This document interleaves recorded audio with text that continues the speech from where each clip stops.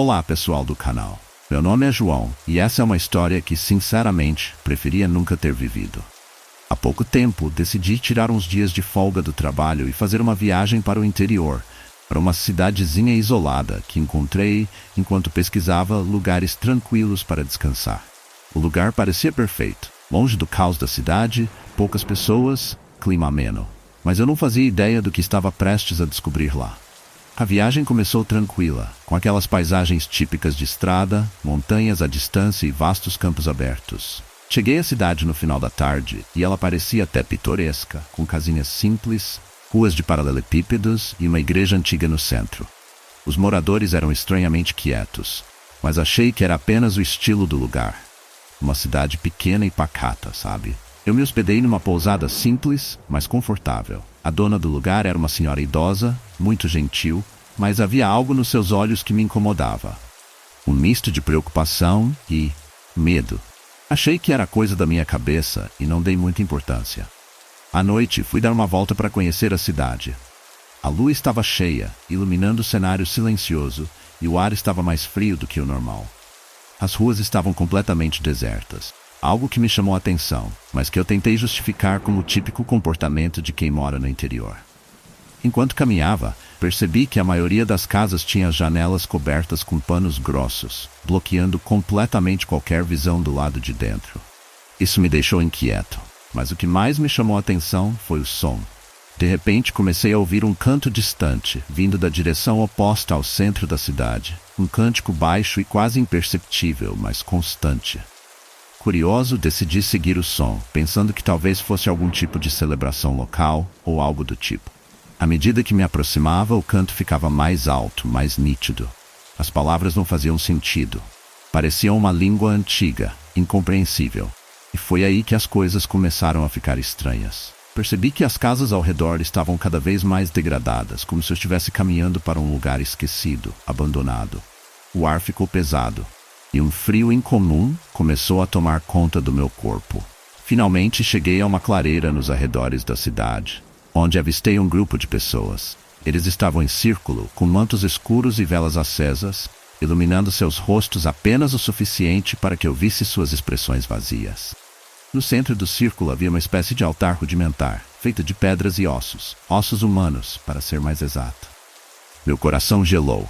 Tentei me afastar silenciosamente, mas a curiosidade, ou talvez a estupidez, me manteve ali por mais tempo do que deveria. Foi então que percebi o que eles estavam fazendo. Ao redor do altar, eles entoavam cânticos que, a essa altura, pareciam ser invocações, pedidos para algo muito além da compreensão humana. E no meio daquele ritual macabro, havia uma pessoa deitada, imóvel, como se estivesse em um transe profundo, ou pior, morta. Minha respiração estava pesada. E meu instinto de sobrevivência finalmente chutou. Tentei me virar e sair dali o mais rápido possível. Mas nesse momento, algo chamou minha atenção. Uma das figuras encapuzadas se virou para mim, mesmo sem eu ter feito barulho algum. Os olhos daquela pessoa brilharam de uma forma antinatural, e eu soube instantaneamente que havia sido descoberto. Sem pensar duas vezes, comecei a correr de volta para a cidade. O cântico aumentou de intensidade atrás de mim. E eu podia jurar que ouvia passos apressados me seguindo. O ar parecia mais denso, dificultando cada respiração, e o frio estava insuportável. Cada vez que eu olhava para trás, via sombras se movendo rapidamente, como se estivessem me cercando. Quando finalmente alcancei a pousada, bati desesperadamente na porta, e a senhora idosa me deixou entrar, com um olhar que confirmou tudo o que eu temia. Ela sabia o que acontecia naquela cidade. Ela sabia sobre a seita. Você não deveria ter saído, ela disse, trêmula, enquanto fechava a porta com várias trancas. Agora eles sabem que você está aqui. Passei o restante da noite trancado no quarto, ouvindo passos e sussurros do lado de fora. Não dormi, não tive coragem de olhar pela janela. Quando o primeiro raio de sol surgiu no horizonte, peguei minhas coisas e fui embora daquela cidade o mais rápido que pude. Não disse adeus, não olhei para trás. Desde aquele dia, vivo com a sensação de que algo me segue. Às vezes ouço aquele cântico baixo ao longe, mesmo aqui, na minha cidade. As sombras que vi naquela noite, elas ainda me rondam nos momentos de silêncio. Se há algo que aprendi, é que existem lugares que nunca deveriam ser visitados e segredos que não deveriam ser descobertos.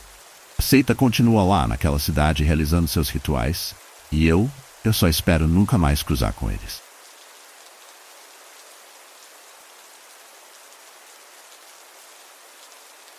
Oi, eu sou a Júlia, e o que eu vou contar aqui aconteceu há cerca de um ano, mas até hoje eu fico arrepiada só de lembrar. Foi uma noite que mudou completamente a forma como eu vejo o mundo. Talvez algumas coisas estejam além do que a gente pode entender. Era uma noite de sexta-feira. Meu irmão mais novo, Daniel, estava voltando de um curso à noite, e eu fui buscar ele de carro. Ele tinha perdido o último ônibus. Como moramos em uma cidade pequena, a área entre o curso e nossa casa é cheia de terrenos baldios e algumas ruas mal iluminadas. Eu pensei em cortar caminho por um desses terrenos, que era bem mais rápido, apesar de meio sinistro. Eu e Daniel estávamos conversando no carro, algo banal sobre o dia dele no curso, quando eu decidi virar à esquerda para pegar esse caminho mais curto.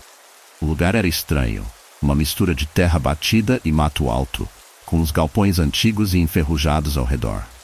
A lua estava alta, mas a luz era fraca, quase imperceptível no meio daquela escuridão. A temperatura parecia ter caído de repente e eu sentia um arrepio na espinha. O Daniel começou a brincar falando que o lugar parecia cena de filme de terror.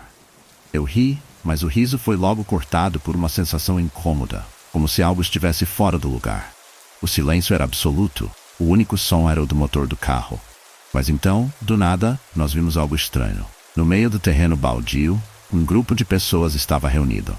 Eram umas 10 ou 15, todas vestidas com túnicas escuras, formando um círculo perfeito. No centro tinha um altar improvisado, coberto com velas e algum tipo de objeto que eu não consegui distinguir de imediato.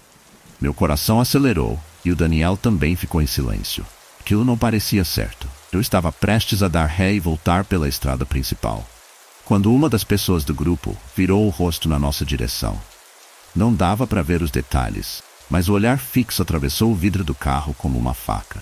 Foi nesse momento que eu percebi que algo estava muito errado. Aquela gente não estava ali por acaso. Eles estavam fazendo algum tipo de ritual. O Daniel sugeriu que a gente saísse dali o mais rápido possível. E eu concordei. Só que, quando tentei dar a volta, o carro morreu. O motor simplesmente parou, como se a própria máquina estivesse com medo de continuar. Eu tentei ligar de novo e nada. A tensão dentro do carro era insuportável. Foi então que nós ouvimos um som baixo, quase um murmúrio, vindo de todas as direções. Não era só o grupo ali na frente, havia mais gente ao redor. Eram sussurros, frases em uma língua que eu nunca tinha ouvido. Parecia uma invocação, algo antigo e terrível. O Daniel olhou para mim, apavorado, e eu tentei, com todas as forças, manter a calma. Finalmente, depois do que pareceram horas, o carro ligou. Eu acelerei com tudo, sem olhar para trás, ouvindo o som dos pneus na terra, e aquele murmúrio continuava, como se estivesse nos perseguindo. Quando saímos do terreno e voltamos para a rua iluminada, o som desapareceu de repente, como se nunca tivesse existido. Chegamos em casa em completo silêncio. O Daniel estava pálido e eu não conseguia parar de tremer. Aquele olhar que veio do círculo, aquela sensação de que algo estava nos observando, ainda estava comigo. Desde aquela noite, eu nunca mais peguei aquele caminho. Não sei o que era aquele grupo, nem o que estavam fazendo, mas uma coisa eu sei. Não eram pessoas comuns. Agora, sempre que passo perto daquele terreno, eu sinto a mesma sensação de estar sendo observada. E às vezes à noite, quando estou sozinho em casa, parece que ainda ouço aquele sussurro.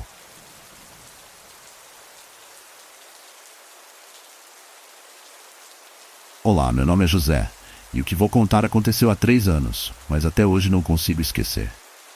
Não sei se foi real ou se minha mente brincou comigo, mas essa experiência me fez repensar tudo o que eu acreditava. Trabalho como caminhoneiro há quase uma década e já vi de tudo nas estradas. Porém, uma noite em particular me assombra até hoje. Era uma madrugada de inverno, por volta das 3 da manhã.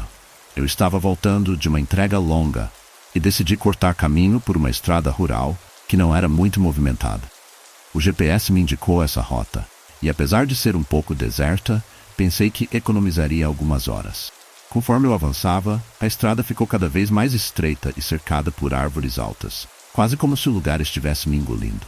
Não havia uma única alma por perto, só a luz dos faróis iluminando o caminho sinuoso.